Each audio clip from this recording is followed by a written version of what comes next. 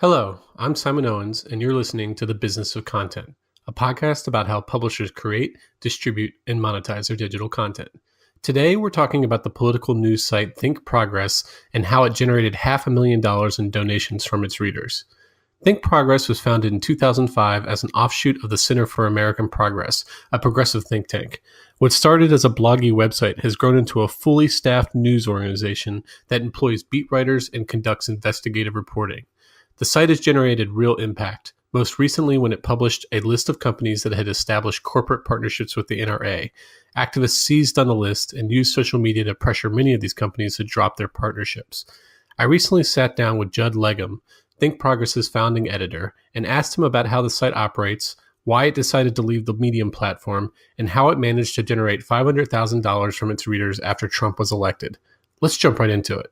Hey, Judd, thanks for joining us. Thanks for having me.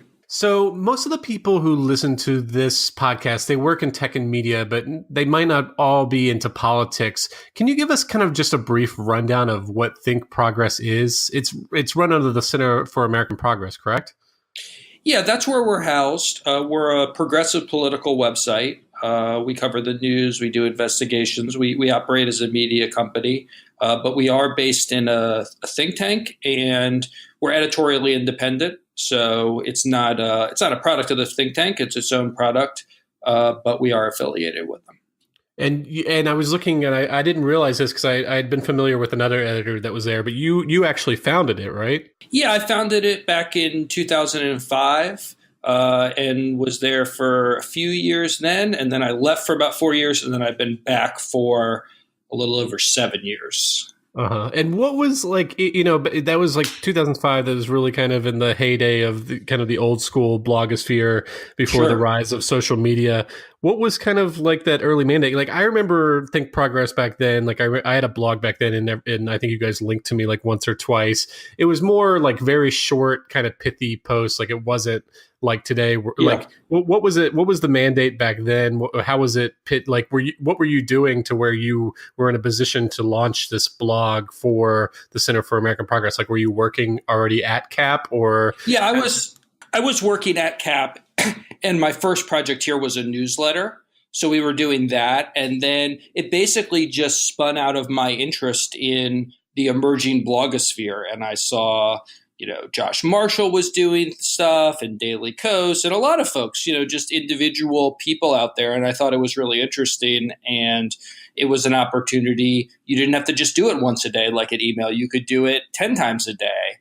And you could get all of this sort of interaction and interplay between the sites, and linking was a big deal back then. Getting a link somewhere was how you attracted new audiences and got your name out there. So it was just that. I just pitched it to the folks here at CAP, but it was definitely a lot different than what, if you go to the site today, there's a lot of, reporting, and we do investigations and all of that. We just had 2 or 3 people at launch. So it was really more of a traditional blog, although we always were kind of based on research was sort of the core. So you say you were working on the newsletter. Like, were you like on the marketing team, or what was kind of their like how they viewed you as before the launch of it? No, the newsletter was similar. It was a similar thing. It was kind of, we would take 2 or 3 big topics a day. A lot of it at that time was on the Iraq War and what was going on.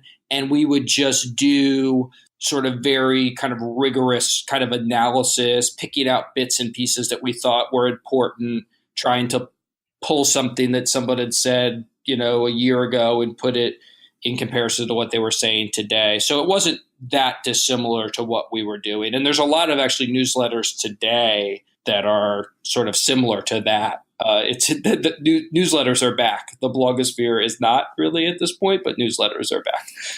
And so back then it was like a lot more bloggy, right? Like you mentioned there were 2 or 3 people where you guys were just basically doing some curation with some like an added layer of commentary or analysis over it. That's right. Yeah, that's what we were doing. We would take something. We'd be watching, Scott McClellan, Bush's press secretary at the White House press briefing, and we'd be like, that's not true. And then we would do the research and provide the evidence that that's not true, and we would put it up. And that was something that we did. And one of the things we actually did early on is we would post video clips of things from cable news, which seems strange to say, but there weren't that many sites doing it back then. Yeah, it was And just there crooks was, and liars, right? Like that yeah, was yeah, the only.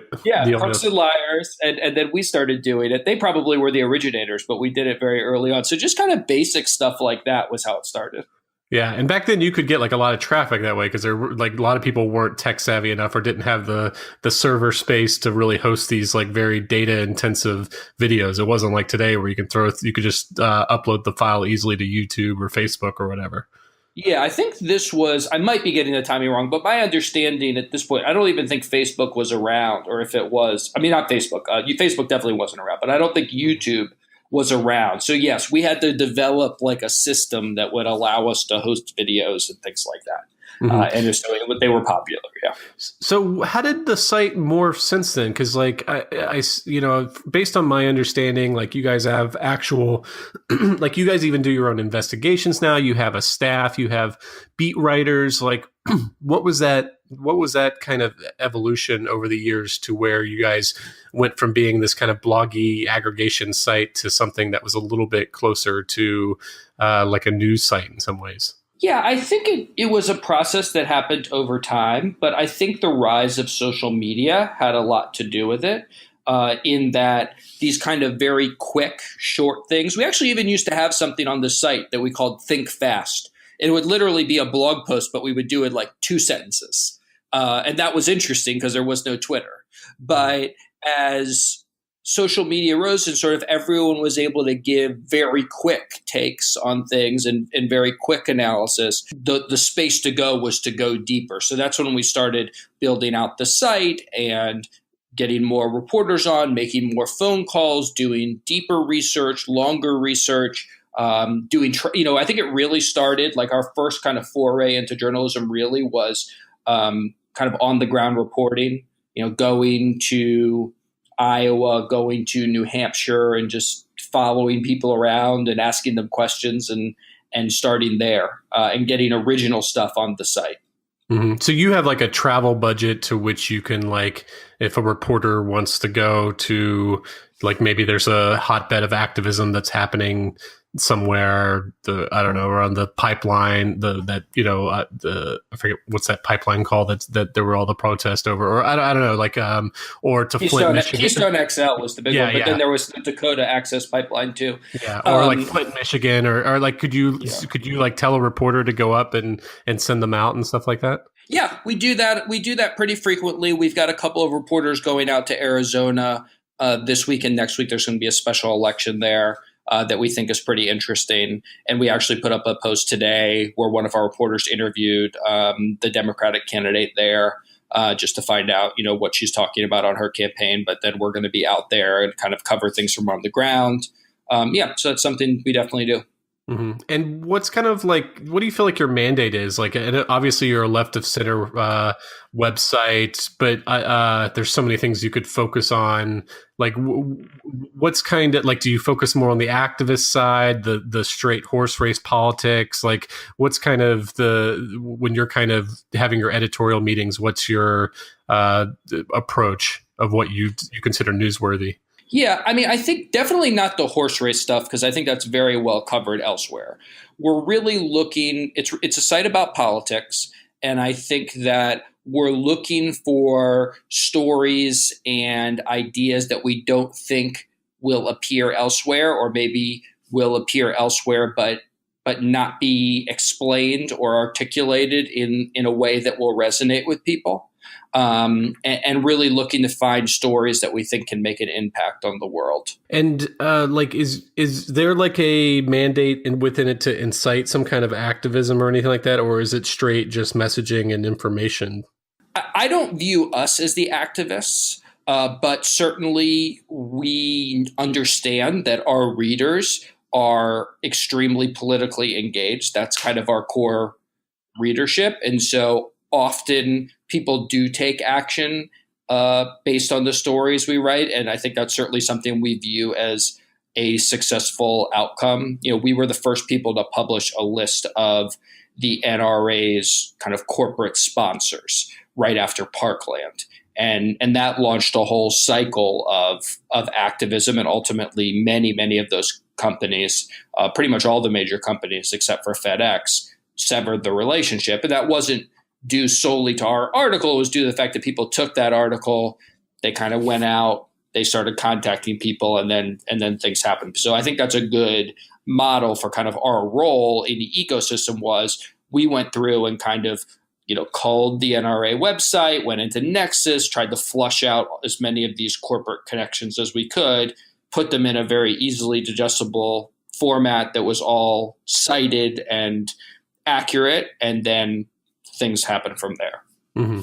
And what's kind of the ongoing relationship with the Center for American Progress? Like, obviously, CAP, it produces a lot of research and has a lot of in-house expertise. How much are you incorporating that into your reporting or into what you guys are pushing? Like, I know based on my knowledge of it, like, I think CAP has its separate like marketing staff and produces its own, studies and stuff like that it pushes out on its own. But like, do you guys work in conjunction on any of that kind of stuff? We don't really work in conjunction with them, but we are here in the building, so we will use that as a resource. So if someone's writing a story, like we've done a lot of reporting on taxes recently because you had that big tax bill at the end of the year. So there's people who are experts in tax issues and economics, and so our reporters here who are covering the issue, they may call them up and just kind of have an informal discussion about what's going on. Or it may be something that's more rigorous where there's a report that either the CAP people are doing or someone else is doing, and they're giving us a heads up on, and we might cover that. But it's up to our kind of editorial discretion. Meaning, it's actually quite rare actually for us to cover a report that CAP produces, but we will do it if we think it's going to be interesting to the readers. Mm-hmm. And so, like, you guys were very early on the scene in terms of think tanks that were producing original content. We're seeing more think tanks do this. Brookings, I know they have a series of podcasts, have done other things like that. The Heritage Foundation, they launched their conservative kind of news thing, the Daily Signal. Like, what is the benefit of a think tank having kind of like a media arm it operates in some ways that's like independent of the think tank? Yeah, I don't know. I think the thing with Heritage and some of these other things is I don't think anyone has quite gotten to the point of exactly where we are, where they really let us do our thing and don't use it as a marketing tool. I think that helps you build up an audience and build some credibility. But I do think that ultimately a think tank, and the purpose of a think tank is to try to influence the conversation and to push a conversation in a different way. It's not like the government where you can actually do anything. It's the idea of the power of the information and the power of ideas can ultimately make a difference. And so what something like Think Progress, how that fits into it is we're able to engage on a continual basis on these discussions in a way that's a lot more rapid than a traditional think tank pace. And I think that's the key. So we're able to, if we're covering immigration, we can hit it every single day. We can hit it 3 times a day if that's what it's required. And then there's smart immigration folks who are here who are thinking about plans and policies and things like that, but they're only going to be able to engage, once in a while. Maybe they'll be interviewed by, some a journalist from a more traditional publication, but it's based on their whims. Mm-hmm. And are you producing mainly like most of what I'm familiar with, I think Progress is text-based reporting. Are you guys doing any other kind of multimedia approach to what you guys are doing? Like, I know, you also have a big social media presence as well. And you guys were really early on that scene in terms of distributing your stuff on social media. But what else do you guys have? We do have a 3-person video team. We're going to expand that out by one more person, I think. We're trying to hire the 4th person, so we have that position posted. And so that's our big main sort of multimedia push right now. I think we came in like a little bit later to that. And I also think that some of the topics we cover it's a bit of a challenge to get them to resonate on video. But we have had some recent success in that front. We had a video of the Zuckerberg's Facebook testimony, a take on that got, I think, 10 million views on Facebook. And I did a Periscope where I would interview people at the March for Our Lives that I think had 300,000 viewers of this maybe 30-minute like live Periscope. So I think we're starting to get our sea legs a bit, but it's definitely a more challenging space for us. And I don't think we really have all of the answers about how to be successful there yet, but we're working on it. And can you tell me a little bit about like some of your biggest impact reporting in terms of like actual outcomes? I seem to remember I don't remember if it was you or Media Matters, but like for instance, like I remember several years ago, like, and this might have been when you weren't editor, like Juan Williams said something really controversial on Fox News, and maybe it was Think Progress's reporting that got him fired from NPR as a commentator. I don't know if I'm remembering that correctly, but like, what do you consider some of like your biggest impact reporting? Yeah, just recent things. For instance, we did a big investigation on the investors in Robert Mercer's hedge fund, and Robert Mercer is a billionaire investor who also was a major owner of Breitbart and a major patron of Trump, among other things. And, hedge fund investors are usually secret, but we kind of culled through nonprofit filings and other documents and created a list of 10 to 12 companies and said that, these companies are investing in Robert Mercer's hedge fund. And I think what we published that, and then ultimately what happened was, I think it was really the Baltimore Police and Fire Pension Board. They were prepared to withdraw from the hedge fund now that their connection was made public, and Robert Mercer resigned and from his position on his hedge fund, which is called Rentech, that he co-founded, and divested from Breitbart, and then also severed ties with Milo, the sort of alt-right provocateur who he was separately funding. So that was in the fall. And then I think I referenced this before, but this year, we really did kind of lead the way on some of the NPR corporate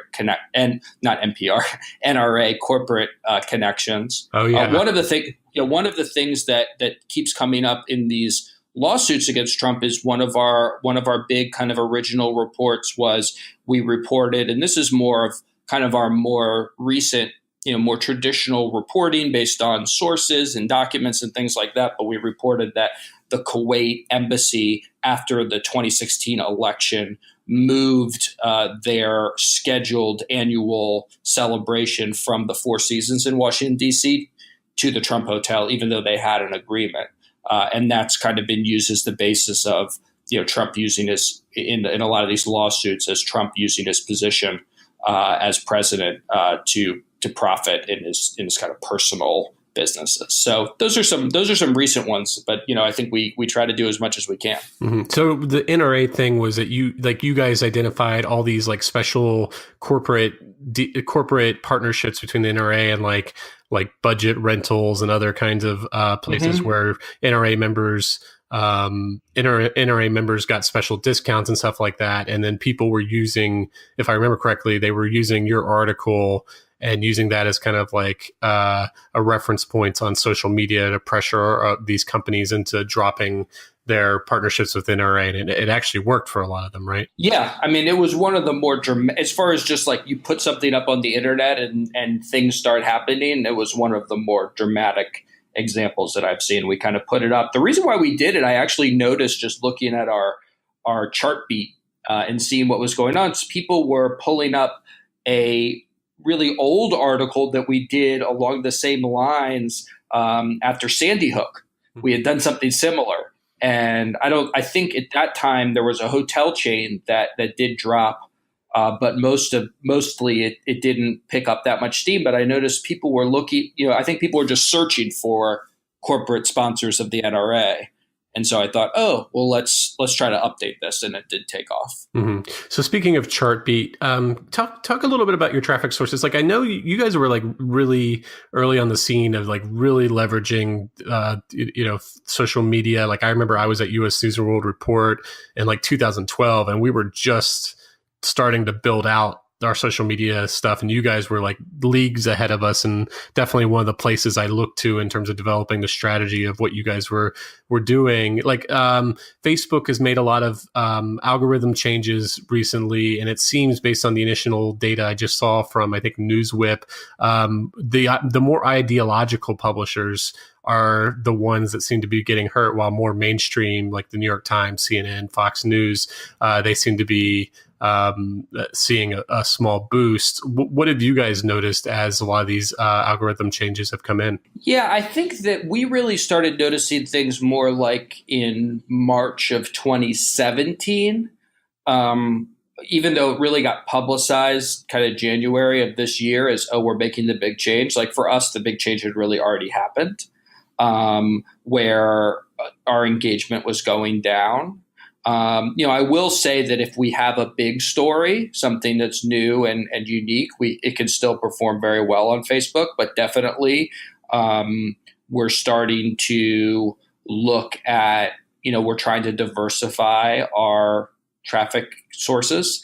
Looking at things like Flipboard and Reddit and other places, because Facebook is for sure not as consistent a traffic driver as it was in 2016 or very early in 2017.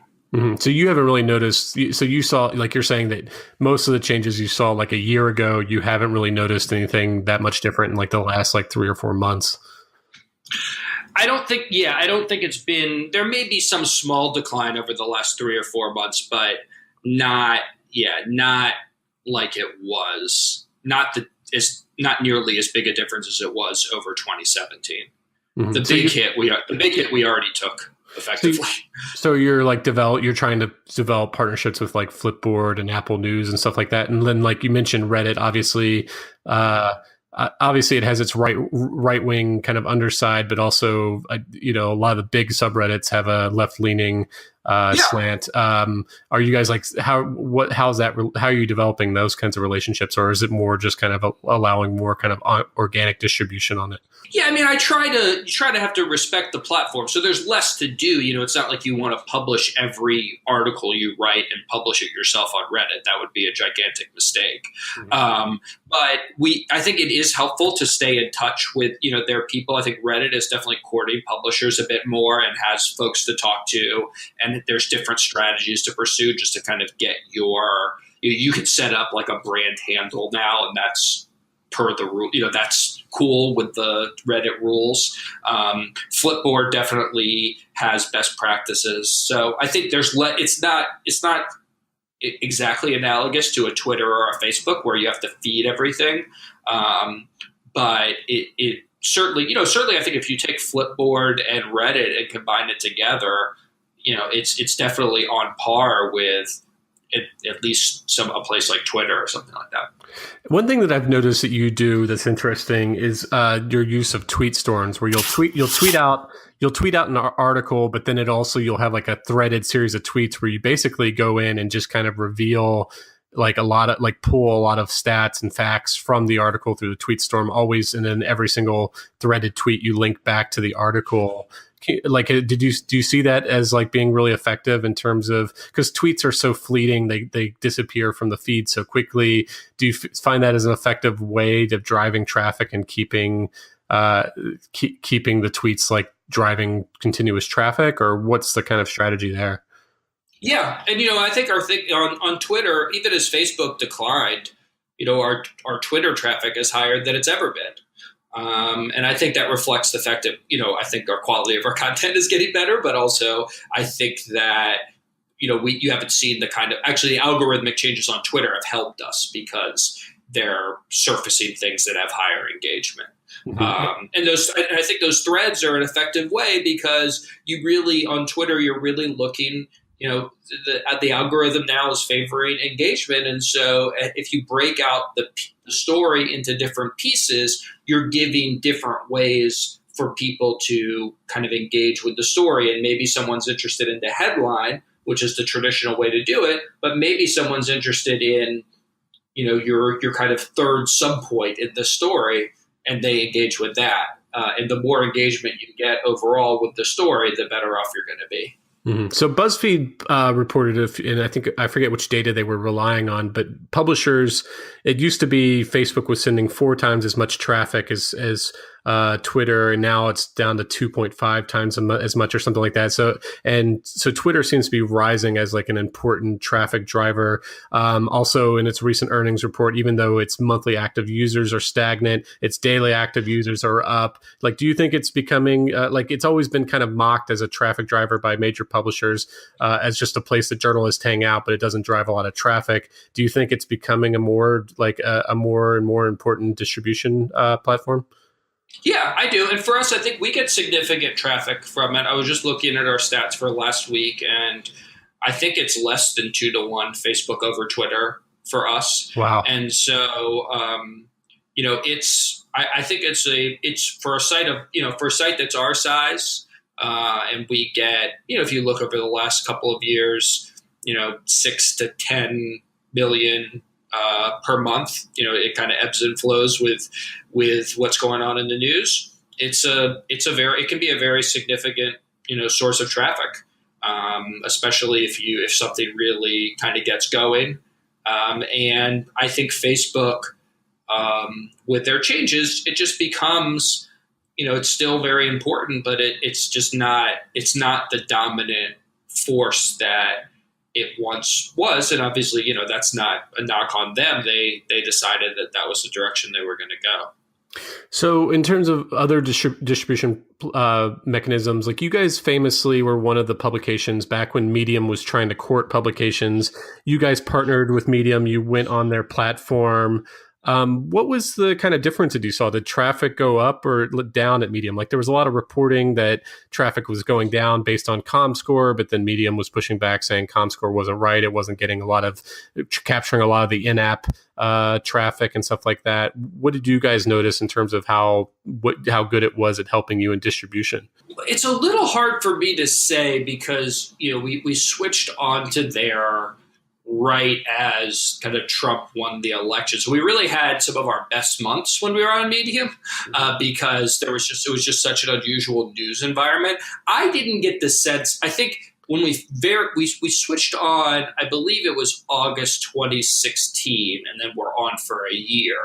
And I do think for the first month we were on, they had some problems with the way they were basically the meta tags for their data. That did hurt us, I think, for the first month. But after that, I don't think it hurt us really at all. I think that it was fine for that purpose. I don't think there was any kind of penalty for being on Medium. And then Medium famously, Ed Williams was having these partnership deals where I think he was guaranteeing advertising revenue, was trying to launch like a native ad network, and then famously pivoted to this new subscription platform, kind of screwing over a lot of these media partners that had just signed these deals with them. What was your motivation for leaving? Like, was the monetization part of the factor, or what was your thinking behind like why you wanted to get off Medium? Well, I just think that it's basically the reasons why we got on were no longer there, right? That what was interesting to me was less the guaranteed money, but more, we always knew that was a temporary thing. But it was more that I thought that they had, and I actually still think it was, a fairly compelling model. A site our size, even though we've grown, I don't aspire, and we're never going to have like a 12-person sales team to sell ads. So you sort of say, okay, you'll go on the platform, you'll develop this platform with us. You're good at developing a platform. They did have a lovely CMS, so it was very easy to use. And then we'll handle the ad sales for you. We'll take a cut of that for our trouble, but you'll still do a lot better than you would, on these ad networks. That sounded good to me. But by the time we left, it was like, well, we're not doing the ads anymore. We're not doing any ads. And it was unclear to me what our future really could be there as far as because we always have been dependent on a certain percentage of our operating revenue to kind of generate from advertising And or something. And what platform did you move to? We went back to WordPress. And so what's your responsibility from a funding perspective? Like, is Think Progress required to pay for itself? We get some general support from CAP, but mostly we try to pull our own weight. We certainly have support, but yeah, I mean, the idea is that we're identifying funding streams for the people who work here. And do you do advertising? And if so, is it like display advertising? Is it programmatic? Do you have an actual sales team? Like, what are you guys doing on the advertising front? We have a business person who does kind of everything, including advertising, which effectively means that for our advertising, it's programmatic. We will take we do have the ability to run a campaign to do things that are not programmatic, but we basically just take it as incoming because we just don't have the infrastructure built out to go out and pitch. Mm-hmm. So you guys famously, I think it was after Trump was elected, you guys launched a membership program. How did that come about, and what was kind of the motivation behind that? Yeah, it came back actually a little bit later than that. We did do a campaign around a kind of a Trump accountability fund right after his election, but we at the time weren't seeking memberships. We were seeking one-time donations, and it was just a product of noticing kind of very intense interest in the site at that time and intense interest in progressive sources of news.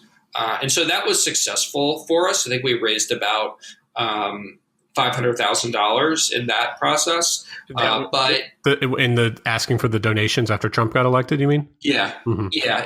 From about November to January, I think, roughly. And then, but one thing that I kind of realized after that was it's hard to figure out, and we did spend it, but it's hard to figure out how to kind of project forward with that because you're never going to have that moment again where Donald Trump gets elected. And so how do you know that you're going to get that amount of money each year? So just looking around at what else was going on in November of last year, 17, we pivoted over to membership and started really encouraging the monthly donors with the idea being that, well, now we'll be able to see how many monthly donors we have. We'll be able to calculate a churn rate as people drop out, but we'll be able to know, okay, this is how much our membership program is bringing in per month, and we could start planning around that. So you guys aren't doing like what the New York Times, the Washington Post does, where it's like a metered paywall. You guys are doing a membership program, which is definitely different, where most of the stuff is free, so it's not like you're clamping down on that. What entices people to subscribe? What do they get for subscribing? Basically nothing. It's basically about wanting to support the site. I think our best appeal is here's the kind of work we're doing. Here's the kind of impact we're having. If this is important to you, we need your help. That's why people subscribe. And that's why people join the membership. Everything is free. You basically have the exact same experience. We started a Facebook group for members, but we may be winding that down because I think with all the news about Facebook, we're getting people who sort of don't want to be associated with a Facebook group these days. So I don't know if that's even something that we're going to continue for the long term, but it's really about kind of an affinity for the site. So you guys are definitely unlike, Josh Marshall, Talking Points Memo, he has a membership platform, but he offers like exclusive content. Political Wire, Tegan Goddard, they do exclusive. You guys don't really offer any extras.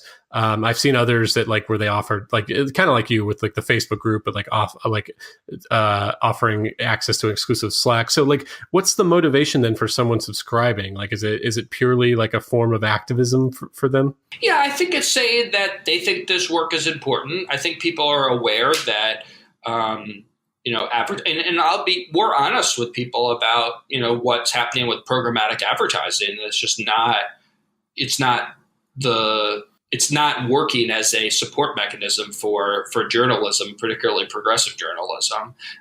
And a lot of it is because Google and Facebook. I mean, I know that you kind of running this podcast understand this. It's just like Google and Facebook are just gobbling up a lot of the ad money. So if you want to support this kind of work, you really are going to have a direct relationship with the readers. And I think, one of the things, sometimes I'll do those threads you were talking about on Twitter, where I say, look, here's what we did on Monday. Here's what we did on Tuesday. Here's what's happened since. If this is something that you want more of, we need your help.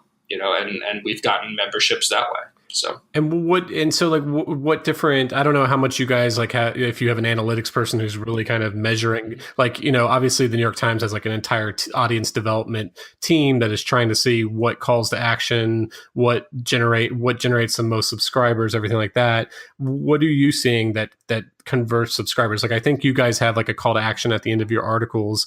Where are you seeing the subscriber growth happening? Well, the end of article call to action is a very steady source of subscribers.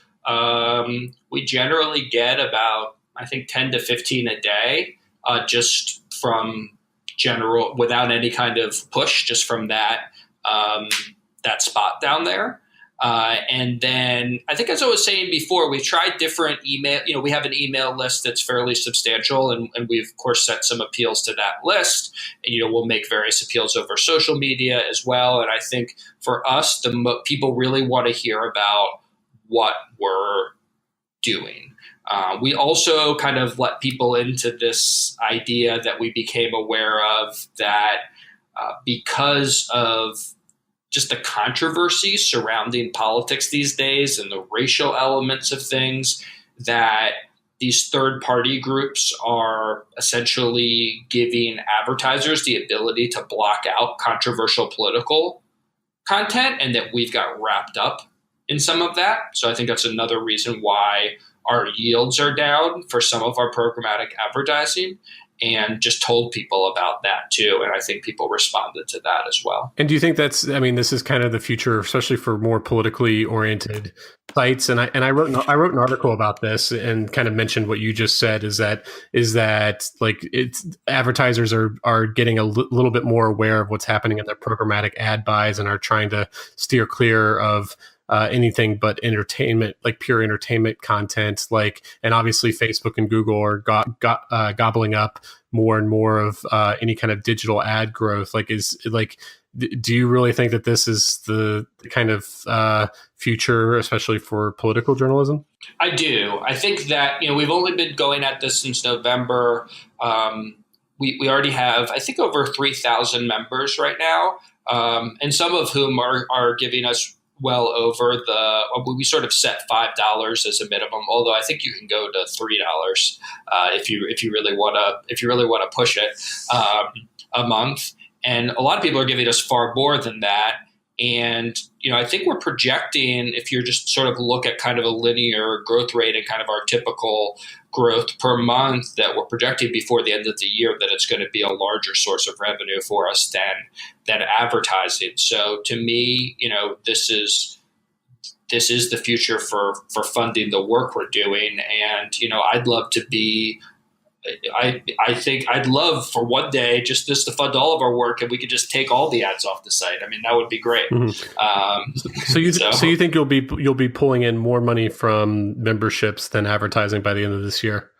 That's what I'm told with our current projections. Yeah. Mm-hmm. Okay, Judd. Well, those were all the questions I had. Thanks so much for joining us. Where can people find you online? You can find me online at thinkprogress.org or on Twitter at Judd Legum. Fantastic. Well, you've been super helpful, and this has been really awesome. Thanks so much. Great. I've enjoyed it, Simon. Okay. That's all I have for you today. Be sure to subscribe to the Business of Content on iTunes or wherever you get your podcast. See you next week.